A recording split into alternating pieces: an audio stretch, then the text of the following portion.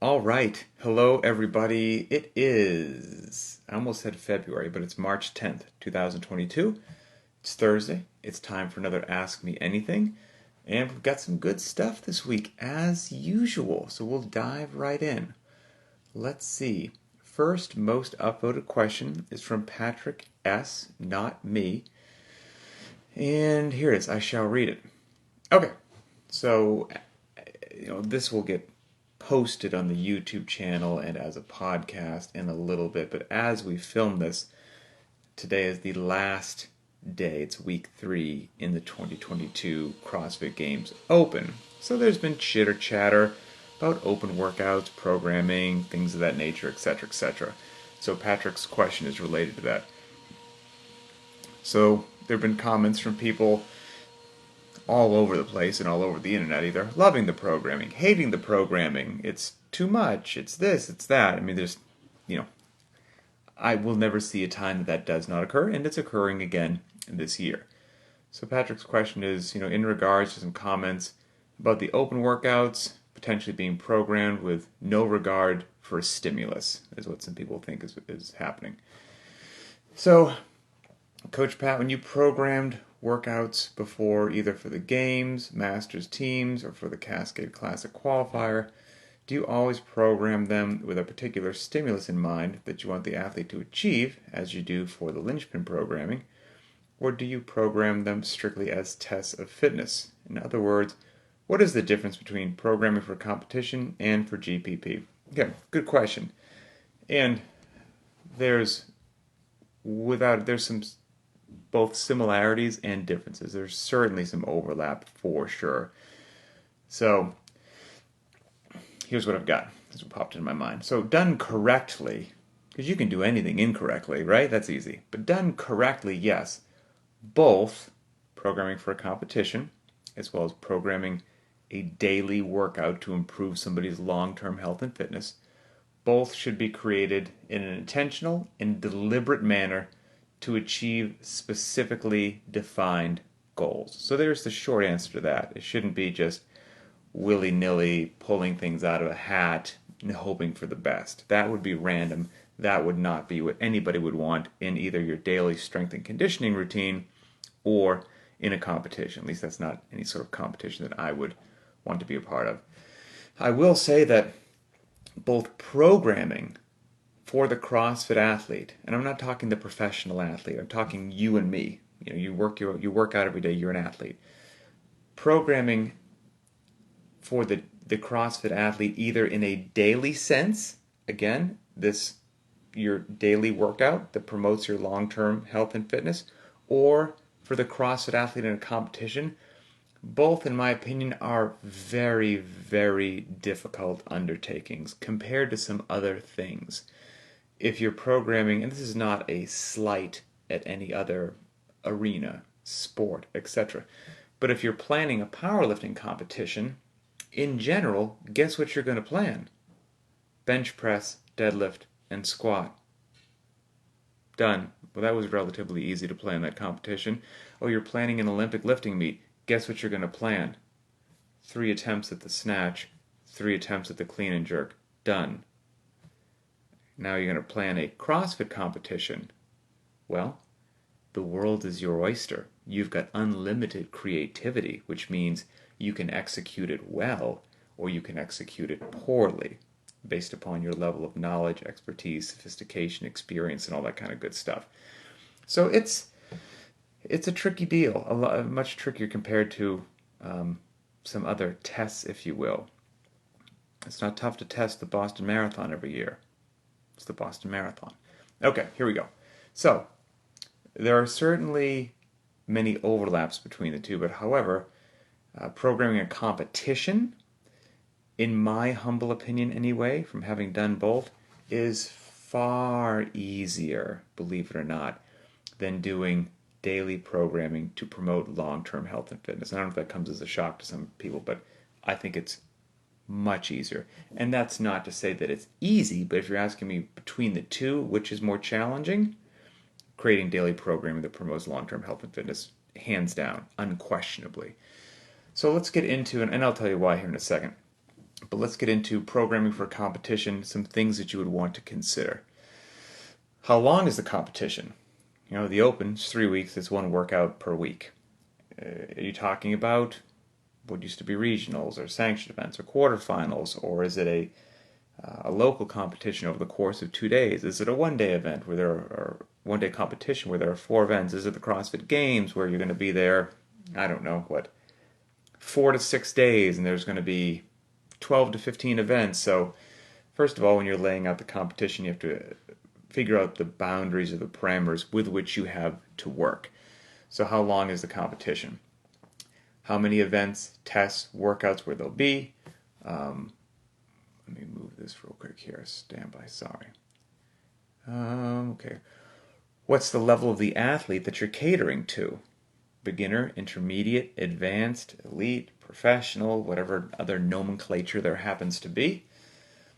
What is the gear that you have available? Is it, again, you're talking about the Open, you generally want to cater to what most people have, or are you at the games where you can do whatever you want? And if it doesn't exist, you can ask Rogue Fitness to create it, and poof, it will create, it will appear.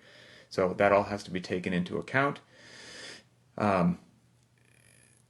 Indoors or outdoors, that matters as well. And then there's interesting logistics that you have to contemplate, from my experience anyway, when programming something. I programmed for several years teens and masters competitions at the CrossFit Games, as well as other competitions throughout the year, back when I worked at CrossFit. And so logistics have to be considered, especially with something like the games, for example, or other in-person competitions. Where is the finish line going to be located? You want to pay attention to that with regards to where the crowds are, where the media coverage is, where the cameras are, etc., etc. Also, the chip timing matters, unlike their ankle deals. So where you start and where you finish the workout may have to be in the exact same place to get accurate scoring. What is the width of the lanes? What can that accommodate? Regular barbells, short barbells?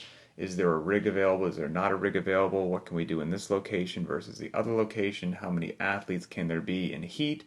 And then, believe it or not, if you're with the competition like the games or something like that, you're trying to not only test fitness but have it play well on TV or the internet, because if it doesn't play well and it's not easy to follow and everything's not clearly marked, you're going to lose the audience at home, and then everyone's going to tune off, and then your competition is a failure, even if you crown the fittest person.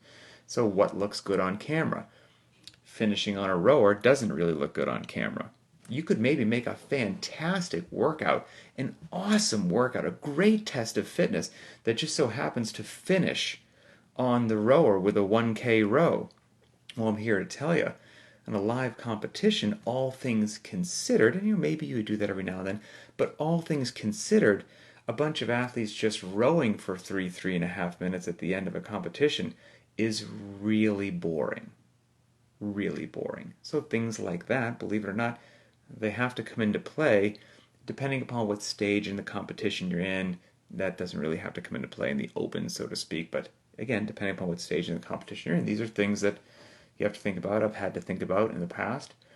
What brings the crowd to their feet and gets them all fired up? And sadly, in various competitions, some movements that are fantastic, awesome, incredible, powerful, potent movements, you may not include them because they're just tough to judge. And we've had this discussion before. It's like a full-blown podcast. The knees to elbow, as far as I'm concerned, is far superior to the toes to bar. Far superior.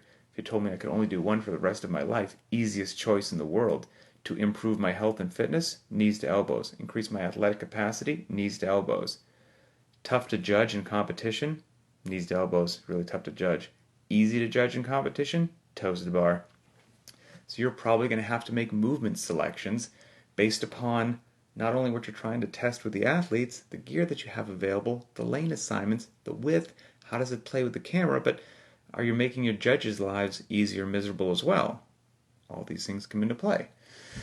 High rep push-ups.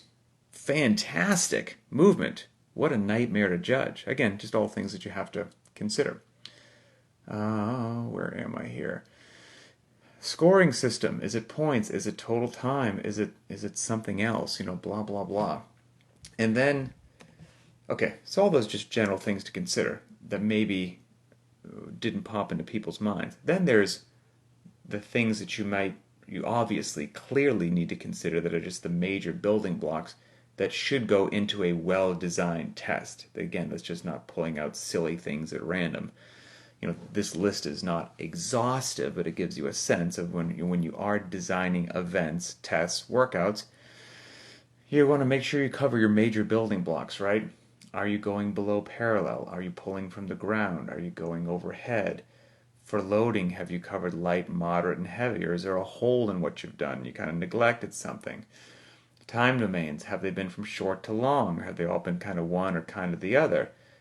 Have you made sure that you've worked in tests of gymnastics capacity and engine as well? Low reps to high reps, the whole 9 yards. The better the test, the more comprehensive it's going to be. Again, that list is not totally exhaustive, but the more you're going to be, kind of covering all that stuff. Thank you. My wife just brought the baby monitor in so I can make sure that I can keep an eye on our child and be a good father. So, there are some interesting things in competition that I'm not saying you disregard them, but they're not as much of a concern in competition as they would be in creating daily strength and conditioning workouts to drive somebody's long-term health and fitness forward. For example, recovery. Have you had enough time to recover in a big competition? No? Oh well, too bad. You should have prepared better. And somebody who's better prepared will now excel and beat you in the next event. That's something, I'm not saying that that's what happens, but my point being, that might be a luxury that you don't so much have to worry about in competition as you do in crafting the daily strength and conditioning workout from somebody. And I'm not saying that you want to beat somebody up, in a competition, but hey, if you're not quite as recovered for the next event as you should be, bad on you, I guess. You're just not going to do as well in the next event. Hamstrings toasty from event number 1, and it's kind of hamstring heavy in event number 2, may not be a major concern. That is something we would pay far more attention to in what workout on day 1 follows day 2, follows day 3, when constructing long-term programming to promote your health and fitness. Let's see. Are the athletes just beat up and not in a destructive way, but just beat up, totally exhausted, fully worn out by the end of the competition and need to take a week off because they were just put through the ringer and needed every drop of energy available from every cell in their body? Maybe. That certainly happened, I'm here to tell you. But I'm also here to tell you that's not what we want from daily training. I don't want to hit you with such a week that you're like, I need to take an entire week off. I feel like a truck hit me. No, not what we're looking to do. So again, there can be some differences there. In an event or a competition or a test, 1 rep max snatch. Well, there's a test. It is what it is. You walked out, you hit a 1 rep max snatch. Whoever snatched more, higher on the leaderboard. Whoever snatched less, lower on the leaderboard. Well, that just a 1 rep max snatch, a single lift, that's not an amazingly beautifully crafted workout that fit into everything else you were doing to, over the course of the long term, increase your barbell snatch. That was just a one-time singular thing to see where you're at. So that might be a relatively easy example to wrap your head around of what's the difference between a test and then programming to make you better. And the same could be said for a 10K run. Have the athletes just go out and do a 10K run and see where they fall. That's not a series of events, a series of workouts put in over the course of days, weeks, and months to increase your 10K run, decrease your 10K run time. It's just a singular test to see where your 10K run is on that day. And so that's a lot of things fall into that as these singular moments of these snapshots in time that just to see where you are today with no regard to make those things better is just a test. Now, don't get me wrong. Both those things, such as a 10K run and a 1 rep max snatch, can be both. So a 1 rep max snatch, just done in this single snapshot, that could be a test. Now that 1 rep max snatch built into what you're doing over the course of several months, from power snatch to hang snatch to pausing at the bottom to Bergner warm-ups to SOTS pressing and accessory work to practicing your Turkish get-up to your power clean and your deadlift, getting your pull off the floor better, and your sprinting to get your explosiveness and your lower body happening and hip like. Well, now we've got something going on that is all working together and will actually get that 1 rep max snatch up. And on a certain day, it's a 7x1 heavy snatch.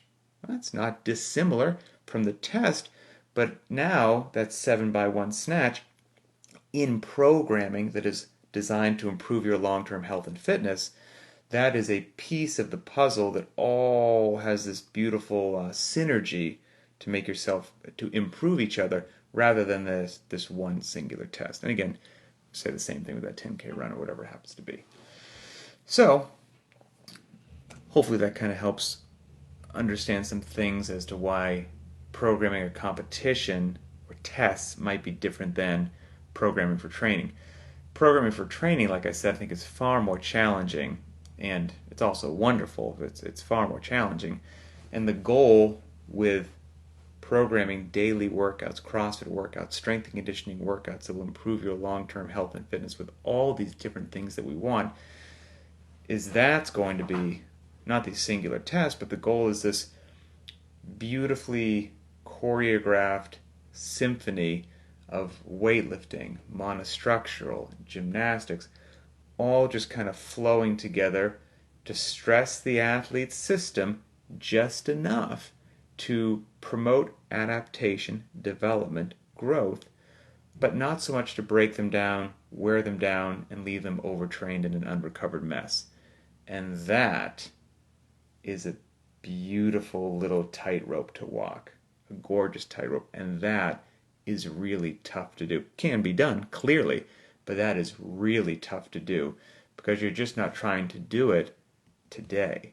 You need to walk that tightrope over the course of days, weeks, months, and years, and nail it, nail it, nail it, over and over again. But that's cool. That's very cool. And ideally, you're doing it, things you don't have to worry about in competition, right? You're not worried about educating the athletes, but in your long-term pursuit of health and fitness and living a great, high-quality life, along the way, on top of having to do all that properly with the programming, ideally, in my opinion anyway, you're educating people and educating your community onto why it is that we're doing what we're doing. What is the long-term health and fitness ramifications? How do you remove ego? How do you embrace scaling? How do you scale? How do you learn what's appropriate for you? You don't have to worry about any of that at competition. You just tell them to walk out there and do the darn event. And then they go in the back and, eat a banana. So, okay, so let's see. So with all that being said, so Patrick, hopefully that helps. With all that being said, here we are, Thursday, March 10th. It's 9:34 in the morning Pacific time. I believe, well, since today's the final open workout will get released today, and the open is a test of just classic CrossFit, by the way, but it's just, it is a test to see who can advance to the next stage of competition. I've got no idea what the final event, test, workout will be today, but based upon some of the things that I said earlier, I can take some stabs in the dark at it, and they have unlimited creativity. So I don't know, will it be just a single workout? Will it be a multi-part event? Will it be whatever? Who knows? We'll find out here in about 2.5 hours. But if I had to guess right now, just broad brush, in my opinion, we've got to go below parallel. Have to go below parallel. I mean, kind of what I mentioned before with programming tests or competitions. The major building blocks, pulling off the ground, going overhead, going below parallel, are you hitting the gymnastics, the monostructural, things of that nature. So we've got to get below parallel, in my humble opinion. You've got a lot of ways to do that. We haven't seen your friend and mine, the thruster, out there yet. We've gone overhead with the dumbbell snatch and things like that, but, we might see something like that again. But we've got to go below parallel. We have not had a monostructural element yet. I wouldn't be surprised if maybe somehow the rower gets broken out. There's a lot of things you could say. Gymnastics we had gymnastics with the wall walks, obviously. Um, and, you've got gymnastics with the bar facing burpees, for sure, unquestionably, but we haven't had gymnastics with regards to like an upper body pull, a pull up, a ring muscle up. Mentioned the toes to bar previously, so wouldn't be shocked to see something like that make an appearance. And then, again, getting back to what you'd like to see done, a heavy test, if possible, would certainly be nice.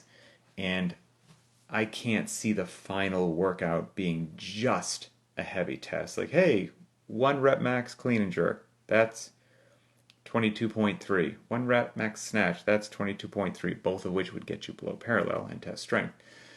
I can see if it's done in kind of classic CrossFit fashion, which isn't the only way to do it, but I'm a big fan of, is it's great to be strong, but are you strong while fatigued? Are you strong while you're tired?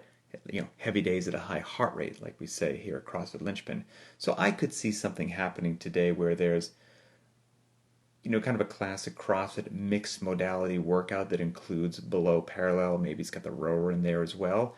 And then once that ends, there's some sort of a lift or barbell complex or like a part 2 kind of a thing that will certainly have unquestionably a heavy bias to it.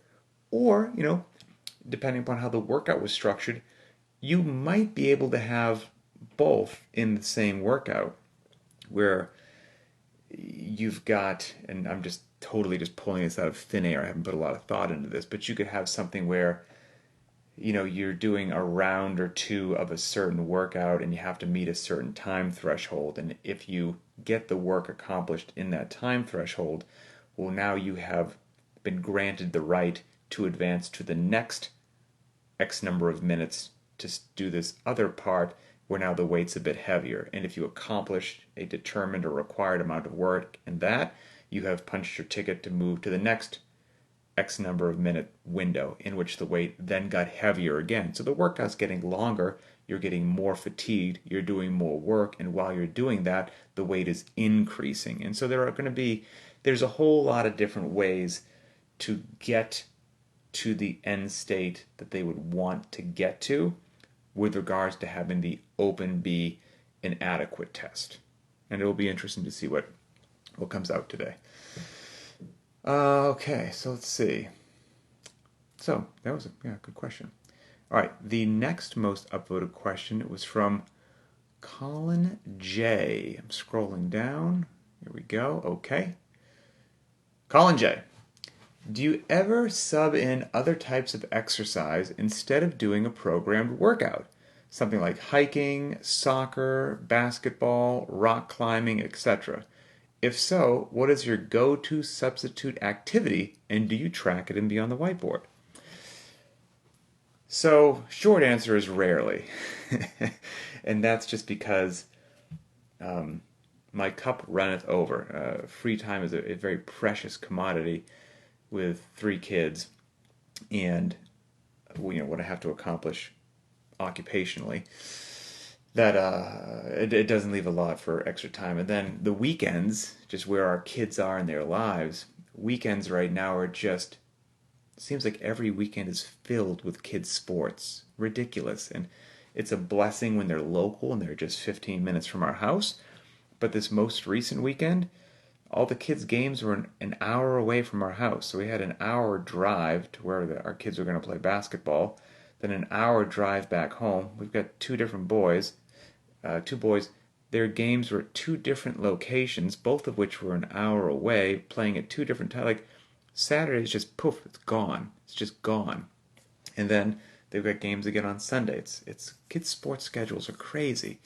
So right now that's eaten up a lot. Now that changes obviously at various parts of the year during the summer and things like that. But right now, time is a precious commodity. When I do get outside to not be looking at a screen or not doing like a CrossFit workout or something like that, one of the things I've really been enjoying doing when I can do it, and it's not just bitterly cold or raining outside, is after my little girl wakes up in the morning, she's about 8.5 months old now, take her for a stroller for a lap around the neighborhood. The neighborhood loop is about 2.2 miles. So a nice push the stroller, sip my coffee, no cell phones, no social media, just my head and my thoughts. Really enjoy that. I hope I can make that more of a regular thing. So, but when we do have time, right, when kids' sports aren't just ridiculous, our kids do, and Emily as well like to mountain bike and ski, and so I'll do that with them. You know, I have various levels of enjoyment or not enjoyment of those activities, but it doesn't matter. I'll do them with them. Family time is important, so I'll do them with them. Both of our boys, Deacon and Nash, Deacon's 12, Nash is 10. They're just crazy little athletes. They're good little athletes. Love playing sports. So whatever sport is in season, they're playing, and they're, not only on a team but constantly in our yard. And so right now, it's basketball season, and then I think we even have like spring basketball. Basketball will never end, and lacrosse has been going on for a little bit as well. So those are the two things that are happening regularly in the Sherwood household, and we've got a basketball hoop in the front yard, and so basketball gets played a lot in the Sherwood household. A lot. The boys are always out there. They're brothers, so they're constantly just bickering with each other and fighting and driving each other nuts. But playing basketball, and they'll ask me to come out and play with them. And if there's one thing in this world that I'm not, it is a talented ball sport athlete. Nope, not at all. I was just never a ball sport athlete, and I wasn't really a big athlete to be from the big major classic sports ever in general. In high school, I ran track, but that's not a ball sport. So hand-eye coordination, unless it's shooting, I can. But other than that, it's not really my jam. So I'll go out there and play basketball with them on a regular basis. I very much enjoy it, and they absolutely murder me. And I can play. They're 10 and 12. I can play them as hard as I can. Like, I'm not playing them like, I'm going to be nice to them because you're shorter than I am and you're younger. I will go as hard as I can, not fouling them, but really trying to cover them and steal the ball or whatever, and they will just, as they've told me is the terminology, break my ankles and just make me look silly and just blow by me. And so I've had to implement or institute some rules when I play that, look, if I shoot the basketball, if it goes in, it goes in. But if it hits the rim, just hits the rim and bounces away, I want half a point for that. And so, because I make very few shots, and so if I actually had to make a shot, my score would be 0 every time. So even with me, just if I hit the rim, I get half a point, and those accumulate, I still get beaten all the time, regularly. So it keeps me humble. What's also interesting about that when I play basketball with them? It gives me a great appreciation for not blowing off the dot drills that we put in 2 to 3 times a week, the agility drills. So 2 to 3 times a week, we will, put little, after the warm-up, I'll put in something that I say is optional dot drill or agility drill, however the wording is. And doing those dot drills, because sometimes people are like, I'm not sure why we're doing this. Like, I'm not out playing adult soccer. However, it's a use it or lose it kind of a thing. That sort of agility and balance is great neurological components.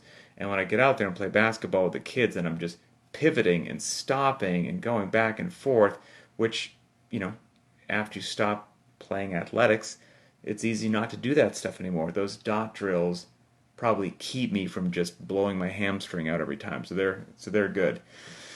I do like hiking. To get back to your question as well, the hiking that I like is just light and easy on a beautiful day where the temperature's perfect. That's the hiking that I like. If I have a backpack on, I'd like it to weigh less than 10 pounds and just basically have a sandwich in it. That's about it. When I think of hiking that has like a heavy rucksack on and there's some challenging terrain or something like that and the weather's not exactly nice, that just gives me flashback nightmares to the SEALs, and nothing about that is fun. No thank you. I don't know. I'm scarred from that. I get no joy out of that. So if I'm going to hike, I love being in the woods. I adore the woods, actually, quite frankly. We've got woods behind our house, and I try to get back there, just walk with my daughter through there as well, so she develops a love for the woods as well. Love being in there. But, oh, heavy rucksack and terrain, no gracias. Now, other things, if we're just going to have a good laugh at my expense, again, I feel like I'm just a scarred, broken individual that is, part of a family unit, and therefore I need to hold in all my weirdness so that my family can have a good time on planet Earth. Kids want to, maybe we're on a vacation, kids want to go to the beach and have a nice day at the beach. Again, just scarred from time back in the SEALs. A day at the beach is in a little box that I carry with me that's called a living hell, a living nightmare. Sand, bad memories. Yeah, most oceans aren't warm, so we got cold water. Yeah, just terrible. Now, I say that to all of you. I do not say that to my children. My children go, I'm their stepdad, and they go, hey, Pat, come on in the ocean with us. Inside, I'm screaming. Like, oh, the last thing in the world I want to do is get in the ocean. I just associate that with misery. But on the outside, I put on a big smile and I go, that sounds like a great time. Let's do it. So, I do that as well, where they want to go even just to the local pool to go swimming. Getting in water. It's just, I don't know. But anyway, that's my weirdness. I put all that aside. I get in the pool with the kids, I go to the beach, do all that kind of good stuff. But no, most of it is just playing lacrosse or basketball and me getting absolutely murdered by my two kids. So, okay, that's that. And the final question from Jill B. Here we go. Jill says, recently on the Linchpin Instagram account, you've been posting the question, what was your favorite workout last week?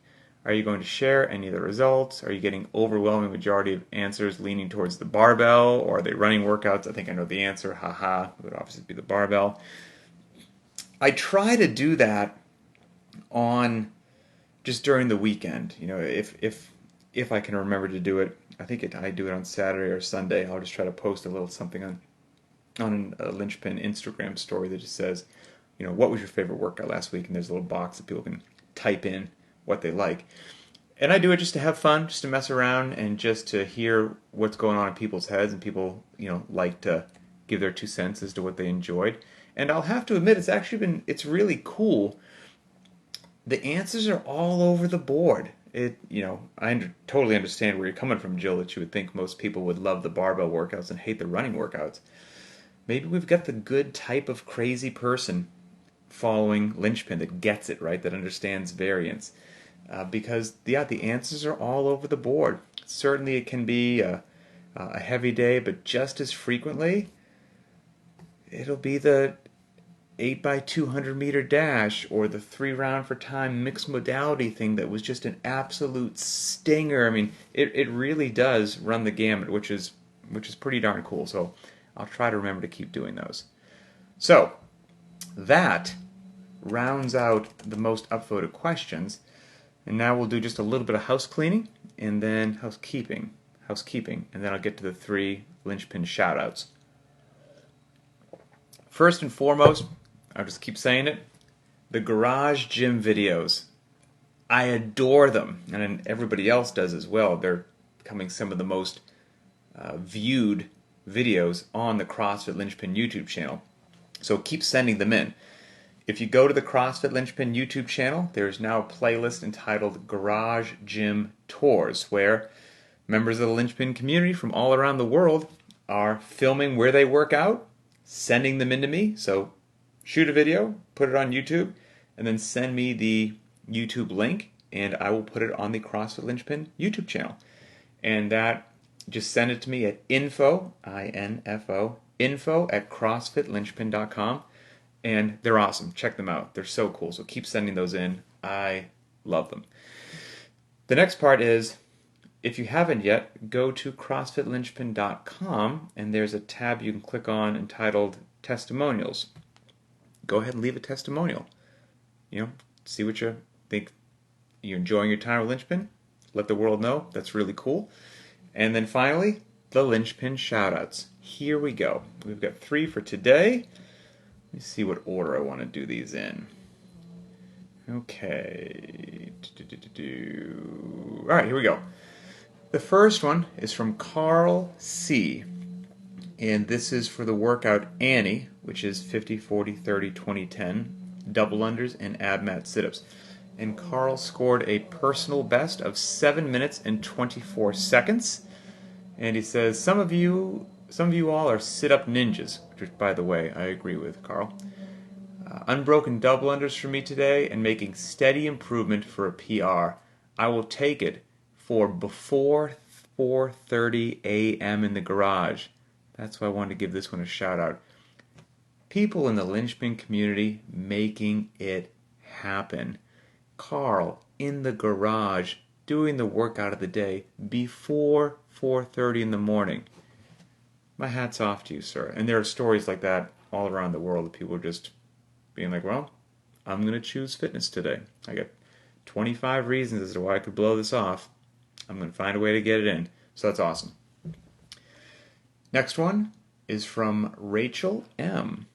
And this is entitled 13 Training Days and 6 PRs. She says, I don't know what's happened to me since the new year. PBs all over the place. I got an extra one in the 5K as well, but for some reason it's not showing. November and December were rough with myself, my husband, and our son being ill at all times.